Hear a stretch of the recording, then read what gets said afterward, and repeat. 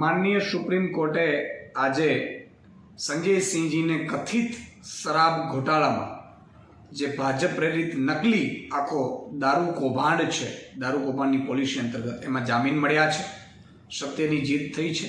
Supreme કોર્ટે ટાંક્યું પણ છે કે કંઈ પુરાવા તો આપો. ઇવન કોઈના વિરુદ્ધ પણ પુરાવા નથી, પણ પીએમએલએ અંતર્ગત આમ આદમી પાર્ટીના તમામ નેતાઓને જેલમાં નાખી, આમ આદમી પાર્ટી ખતમ કરી, આમ આદમી પાર્ટીના નેતાઓને જોડતોડ કરીને ગમે તે રીતે ખતમ કરવા આખું ષડયંત્ર ભાજપે રચ્યું છે.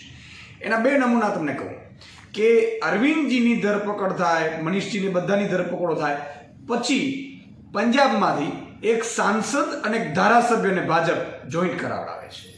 કેટલાય ધારાસભ્યોને 25-25 કરોડની ઓફર કરાવડાવે છે. આજે આતિશીજીએ કીધું કે એમને પણ વાયા એમના સંબંધી દ્વારા ઓફર કરાવડાવે છે. તમે આમ આદમી પાર્ટી છોડીને ભાજપમાં આવી જાઓ. તમે વિચાર કરો, મનીષ સિસોદિયાજીને પણ ઓફર કરી હતી સીએમ બનાવવાની.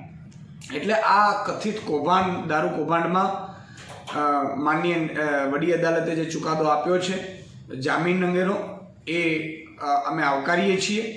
અને જે રીતે તમે જોજો, છેલ્લે જ્યારે ફાઇનલ ચુકાદાઓ આવશે આમાં, ત્યારે આખું દેશ જાણશે ને કહેશે કે સત્યની જીત થઈ. ખોટી રીતે આખું કેસને કરી અને મોટા મોટા નેતાઓને અંદર નાખી દેવાની ભાજપની ચાલ એ ક્યારેય કામયાબ નહીં થાય. આમ આદમી પાર્ટી તોડવાની એમની ચાલ ક્યારેય કામયાબ નહીં થાય. એમને નેતાઓ તોડવાની પણ ચાલ કામયાબ નહીં થાય. અને ધીરે ધીરે સત્યની જીત ચોક્કસ થાય છે, એમને વિશ્વાસ છે. જય જવાહર.